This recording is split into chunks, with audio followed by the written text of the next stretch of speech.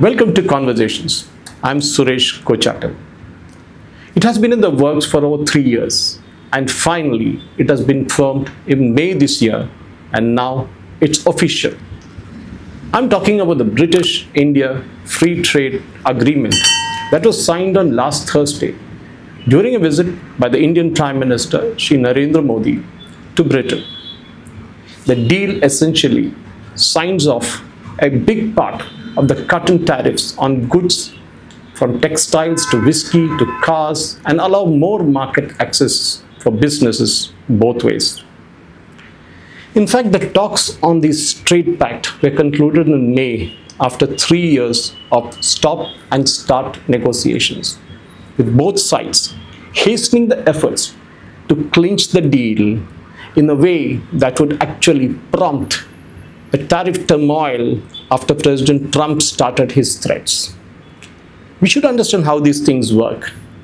In international diplomacy, at one time, we had the WTO, the World Trade Organization, but that was not really legally effective. In fact, ever since Britain exited the Brexit and the EU, they wanted an agreement with India. The agreement between the world's fifth and sixth largest, as they call it, in fact we are the fourth largest actually, economies, aims to increase the bilateral trade by further $34 billion by 2040. That's a big number. But when you look at the overall British economy, it's slightly small. In fact, it is Britain's biggest trade deal since it left the European Union in 2020. But its impact will be in the traction of effect of leaving the orbit of its closest trading partner. And we all know who that is. It's in India's strategic and biggest strategic partnership because we are finally signing a deal with a country that's huge. It's not that we are signing an agreement with a small country like Maldives, which we are actually planning to do. And in fact, this can provide a template for a long-mooted deal with the European Union and for talks with other regions. In fact, you know that India has been kind of negotiating with the United States for the last 3 months, ever since President Trump threatened to put in more tariffs unless the market was opened up both ways. And now that agreement is also on the sidelines, and maybe by August, September, India and US will also sign an agreement.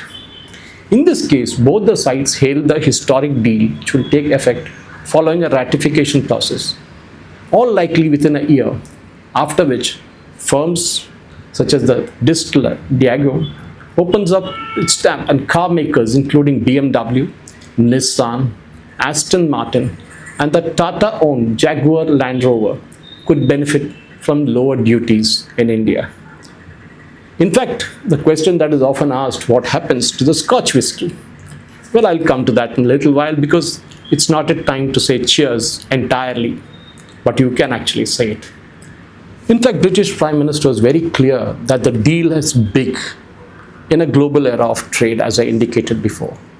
Prime Minister Modi called the agreement a blueprint for our shared prosperity, highlighting how the Indian goods from textiles to jewelry and of course seafood would secure better market access in the United Kingdom. In fact, both India and UK agreed also to cover other areas. In fact, many of the items were kept pending. In fact, that will come separately, including defense and climate, and also including the efforts to strengthen the cooperation in tackling crime, which is a big thing for India because many of Indian criminals who are defaulted even on bank loans and other things are sitting in the UK, and India wants them to be dealt with. So would be the Khalistanis, which Prime Minister Modi clearly told President Starmer or Prime Minister Starmer that it has to be dealt with.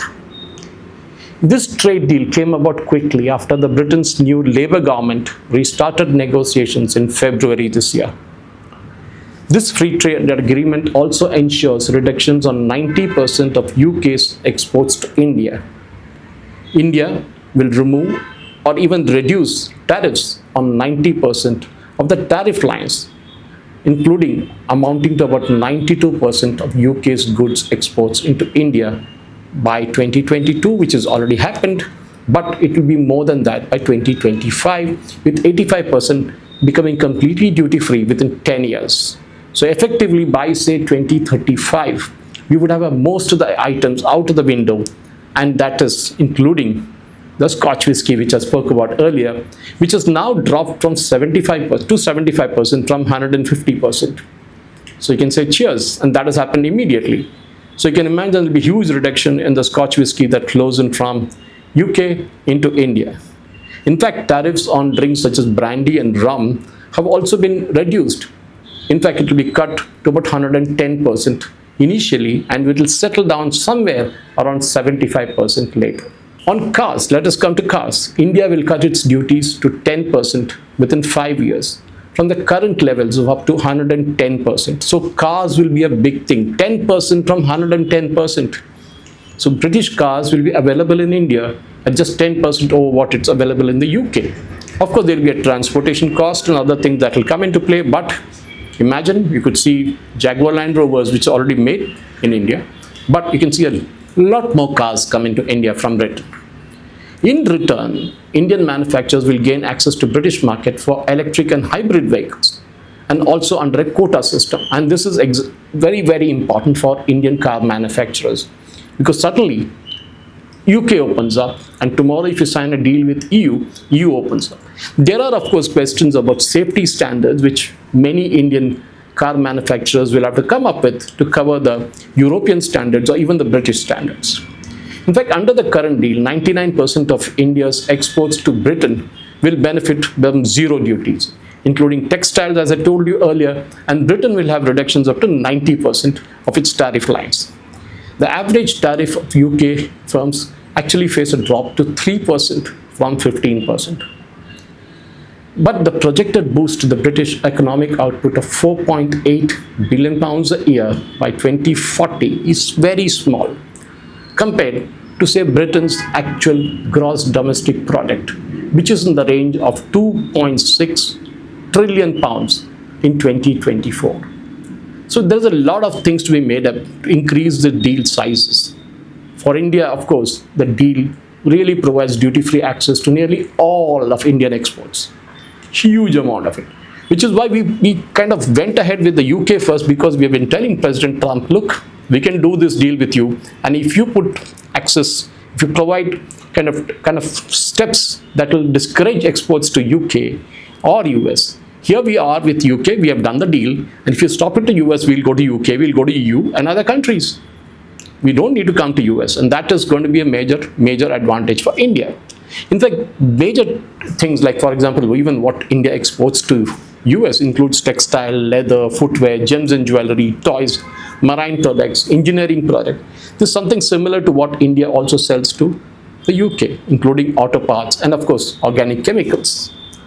All this and all put together, one thing that we'll say is that India gains enhanced access in key services, and that is very, very important for Indian software professionals and other professionals, including sectors of IT and ITES, financial and professional, educational, and of course, digital services. This is going to be a big thing, because now we have a market like the UK, which Indian companies can enter.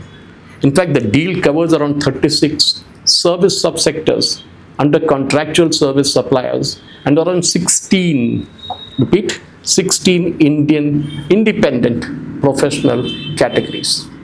So Indian IT companies can start celebrating, and even the other companies in India can really look at UK as a big market. And as I said before, the moment EU opens up, that is even bigger than this.